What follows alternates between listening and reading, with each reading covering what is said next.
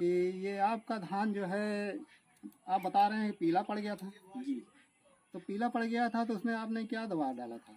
देखिए, हम गए थे अच्छा, ये एक उर्वरक। बात हमारी ये सुनिए, आप धान लगाने के कितने दिन के बाद आपका धान खराब हुआ था? ये करीब के कम से कम 15 से 20 दिन के बाद अच्छा। तो इसमें पीलापन आ गया था। तो इसको हम गए थे उर्वरक की दुकान पे, हम्म, ये बीज भंडार की दुकान पे। हाँ हाँ। तो वहाँ हम जिंक, सल्फर और नाइट्रोजन जो भी है इसमें केमिकल पड़ते हैं वो लेने के लिए गए थे। अच्छा।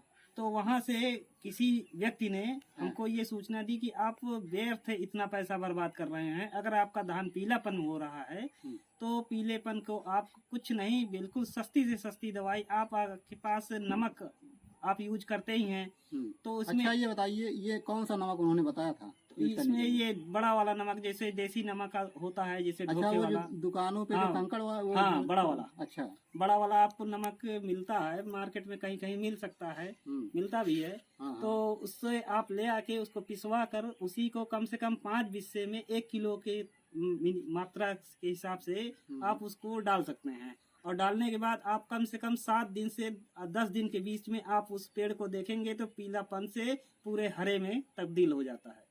अच्छा, ये आपने आजमाया था इसको? जी, हमने आजमा के देखा हुआ है ये। अच्छा जी।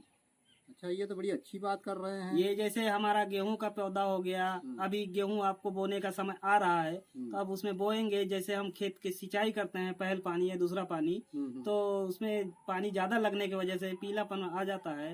तो पीलापन आ जाता है, उसको सुधार करने के लिए हम हल्का नमक की मात्रा दे देते हैं ताकि हमारे पौधों को पीलापन से बचाव हो और उससे हमारे पौधों की समृद्धि बढ़े। अच्छा, ये पौधों को तो हरा भरा करने के लिए ये जिंक और ये सब डाला जाता है, तो आपको ये कैसे, मतलब कि ये कहाँ से आइडिया आया? ये हमको आइडिया आया, हमें तो पता नहीं था। हम भी तो ऐसे ही गए हुए थे मार्केट में और क्या कहते हैं उनके पास, बीज भंडार के पास। तो वहाँ हमने पता लगाया तो वहाँ कोई एक बुढ़ा व्यक्ति था। तो उसने बोल रहा है कि हम लोग तो भाई आज तक कभी दवा डालते नहीं थे, तो दवा यही हम लोग देसी यूज कर रहे हैं। आज तक ही हम यही यूज कर रहे हैं और आज तक हमने ना जिंक खरीदा, ना सल्फर खरीदा, ना और कोई भी चीज नहीं खरीदा। और इसी से हम अपना खेती को पीलापन से मुक्त कर रखे। तो बड़ी अच्छी दवा बताया आपने। जी। चलिए ठीक है भाई, इसको आपने आजमाया हुआ है? जी, हमने भी उनका नुस्खा सुना तो हमने कहा कि क्या हर्ज है, जब सस्ते में अपना काम बन जा रहा है क्यों हम 200-500 रुपए की दवा खर्च करके इसको यूज करें।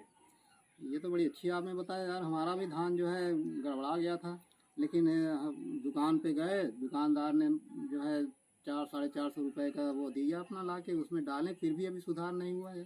अब वो देखिए, धान तो अब पकने या फूटने का समय आ गया है। अब उसको सुधार करने या ना करने का कोई मतलब ही नहीं रह जाता है। ये तो बात तो ये जब पौधा लगाने के बाद कम से कम 15 से 20 दिन, 25 दिन के अंदर कोई त्रुटि आती है तब उसमें ये सुधार किया जा सकता है।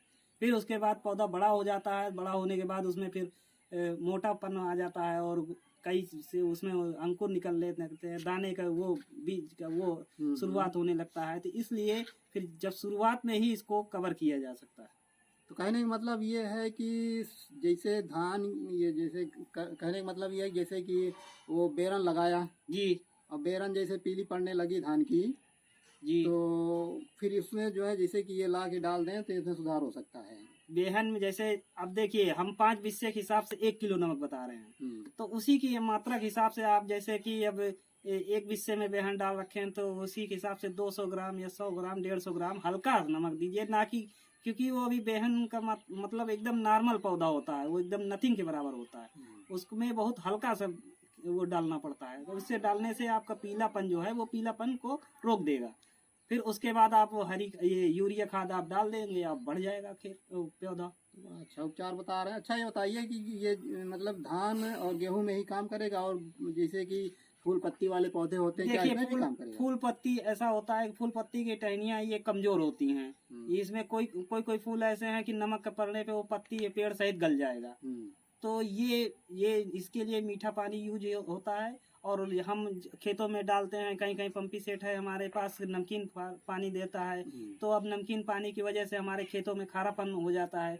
तो इसके वजह से इस खारेपन को हम ये नमक से मार करते हैं, नमक से इसको काटते हैं। अच्छा, हम जहर को कहने मतलब जी। नमक ही खत्म करता है। काटते हैं। तो बड़ी अच्छी बात बता रहे हैं। और पहले हमारे पास जिप्सम उपसम खाद मिला करती थी, अब हमारे एरिया में नहीं मिलती है मौके पे, तो हम लोग अब कोई अब त्रुटि तो है नहीं, तो अब इसी से हम अपना पेड़ पौधों को हरा कर रखते हैं। चलिए, ये तो बड़ी अच्छी जानकारी आपने दी भाई। चलिए ठीक, अगर इसका फायदा लोगों को हो जाता है जी, तो चलिए इसको आजमा करके देखिए। नहीं आजमा के देखिए भी, और इसको सुधार भी होगा, हमारा ये पक्का वादा है। चलिए, तब तो बड़ी अच्छी बात है। अब तो जो हो गया सो हो गया। चलिए, इसको गेहूं में हम इसको जरूर आजमाएंगे इस नुस्खे। जी, आप गेहूं में देख लीजिए, फिर उसके बाद जैसे कि पहले शुरू में ही मत डालिए, पहले आप लगाइए, गेहूं बोते हैं, फिर उसके बाद जब ये 4 अंगुरा 8 अंगुल का हो जाता है तो पहला पानी जब देते हैं तो उसमें पानी रुक जाता है, कहीं कहीं नहीं सूख पाता है, तो वहाँ पीलापन आना शुरू हो जाता है। हाँ, हो जाता है। तो पीलापन आना शुरू हो जाता है, तो उसी की मात्रा के हिसाब से, खेत के हिसाब के वजह से हल्का सा एक नमक का अच्छा, ये छिड़काव बताइए, जैसे कि कहीं कहीं खेत जो है गड्ढा टाइप का रहता है, वहाँ पानी जम जाता है सिंचाई करने पे जी, और उसमें जो है ज्यादा दिन पानी जब रह जाता है तो गेहूं पीला पड़ जाता है। जी, तो गेहूं पीला पड़ जाने पर अगर उसमें नमक डाल देंगे तो क्या वो मतलब जैसे कि गल जाती है उसकी जड़, तो क्या वो कवर कर लेगी? देखिए अगर ज्यादा गड्ढा है, अगर गड्ढे का मतलब है कि पानी सूखने का उसमें है कि आशा है कि अगर पानी सूख सकता है, हाँ। तभी उसमें नमक डालिए, और नहीं सूखने की आशा है तो फिर आप डाल देंगे तो वो जो भी है वो भी गायब हो जाएगा। कहने मतलब पानी नहीं रहना चाहिए। हाँ, हल्का पानी हो तो उसको सूखने की क्षमता हो कि हाँ यहाँ सूख जाएगा, तभी आप नमक डाल सकते हैं। जी, चलिए भाई, ये तो बड़ी अच्छी जानकारी आपने दिया। चलिए, इसको हम आजमाएंगे। जानकारी के लिए आपको बहुत बहुत धन्यवाद। शुक्रिया।